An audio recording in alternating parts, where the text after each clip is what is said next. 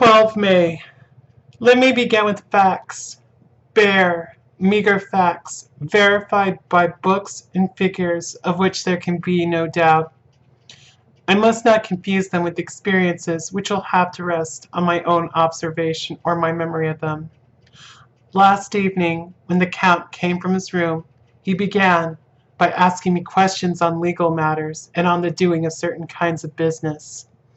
I had spent the day wearily over books, and simply to keep my mind occupied, went over some of the matters I had been examining at Lincoln's Inn. There was a certain method in the Count's inquiries, so I shall try to put them down in sequence. The knowledge may somehow or sometime be useful to me. First, he asked if a man in England might have 2 solicitors or more. I told him he might have a dozen if he wished, but that it would not be wise to have more than one solicitor engaged in one transaction, as only one could act at a time, and that to change would be certain to militate against his interest. He seemed thoroughly to understand, and went on to ask if there would be any practical difficulty in having one man attend to, say, to banking, and another to look after shipping, in case local help were needed in a place far from the home of the banking solicitor. I asked him to explain more fully, so that I might not by any chance mislead him. So he said, I shall illustrate. Your friend and mine, Mr. Peter Hawkins, from under the shadow of your beautiful cathedral at Exeter, which is far from London, buys for me, through your good self, my place at London. Good! Now here let me say frankly, lest you should think it strange, that I have sought the services of one so far off from London instead of someone resident there, that my motive was that no local interest might be served save my wish only. And as one of London residents might perhaps have some purpose of himself or friend to serve, I went thus afield to seek my agent, whose labors should be only to my interest. Now, suppose I, who have much of affairs, wish to ship goods, say, to Newcastle, or Durham, or Harwich, or Dover, might it not be that it could with more ease be done by consigning to one of these ports? I answered that certainly it would be most easy, but that we solicitors had a system of agency one for the other, so that local work could be done locally, on instruction from any solicitor, so that the client, simply placing himself in the hands of one man, could have his wishes carried out by him without further trouble. But, said he, I could be at liberty to direct myself. Is it not so? Of course, I replied, and such is often done by men of business who do not like the whole of their affairs to be known by any one person. Good, he said, and then went on to ask about the means of making consignments and the forms to be gone through, and of all sorts of difficulties which might arise, but by forethought could be guarded against. I explained all these things to him to the best of my ability, and he certainly left me under the impression that he would have made a wonderful solicitor, for there was nothing that he did not think of or foresee. For a man who was never in the country, and who did not evidently do much in the way of business, his knowledge and acumen were wonderful. When he had satisfied himself on these points of which he had spoken, and I had verified all as well as I could by the books available, he suddenly stood up and said, Have you written since your first letter to our friend Mr. Peter Hawkins, or to any other?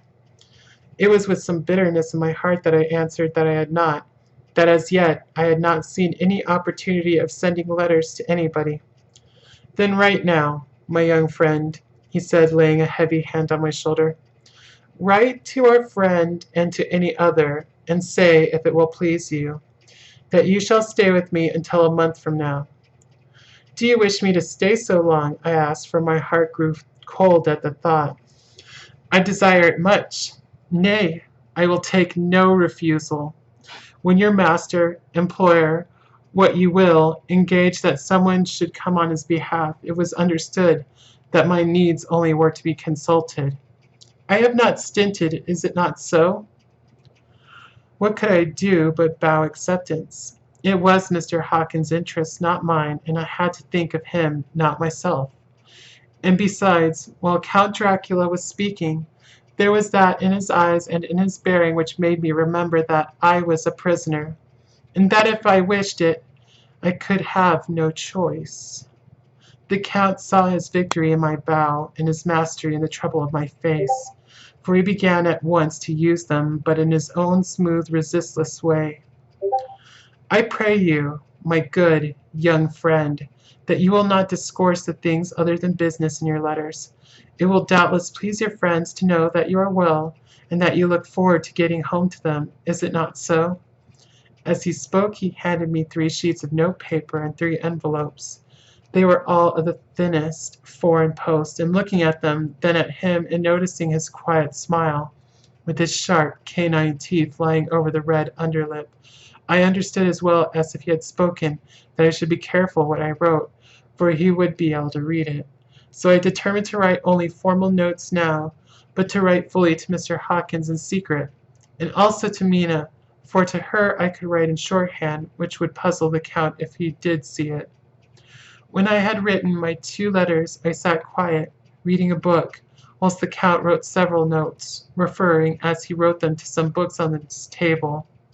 Then he took up my 2 and placed them with his own, and put by his writing materials, after which, the instant the door had closed behind him, I leaned over and looked at the letters, which were face down on the table. I felt no compunction in doing so, for under the circumstances I felt that I should protect myself in every way I could. One of the letters was directed to Samuel F. Billington, number 7, The Crescent, Whitby, another to Herr Lieutenant Varna, the third was to Coates and Company, London, and the fourth to Herring Klopstock and Billruth, bankers, Budapest. The second and fourth were unsealed. I was just about to look at them when I saw the door handle move. I sank back in my seat, having just had time to replace the letters as they had been, and to resume my book before the Count, holding still another letter in his hand, entered the room. He took up the letters on the table and stamped them carefully, and then turning to me said, "I trust you will forgive me, but I have much work to do in private this evening. You will, I hope, find all things as you wish." At the door he turned, and after a moment's pause said, "Let me advise you, my dear young friend, nay, let me warn you with all seriousness, that should you leave these rooms, you will not, by any chance, go to sleep in any part of this castle. It is old, and has many memories, and there are bad dreams for those who sleep unwisely. Be warned. Should sleep now or ever overcome you, or be like to do, then haste to your own chamber or to these rooms, for your rest will then be safe.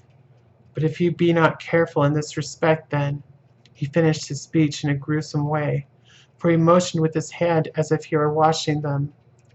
I quite understood. My only doubt was as to whether any dream could be more terrible than the unnatural, horrible net of gloom and mystery which seemed closing around me.